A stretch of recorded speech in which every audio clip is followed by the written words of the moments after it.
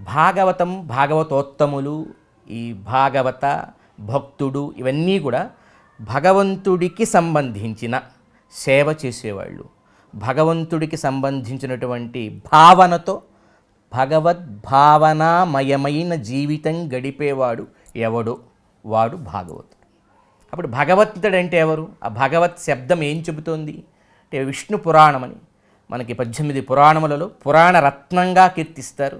పరాశర మహర్షి ప్రణీతమది. వ్యాసభగవానుడి యొక్క తండ్రి గారైనటువంటి పరాశర మహర్షి కృప చేసినటువంటి పురాణం.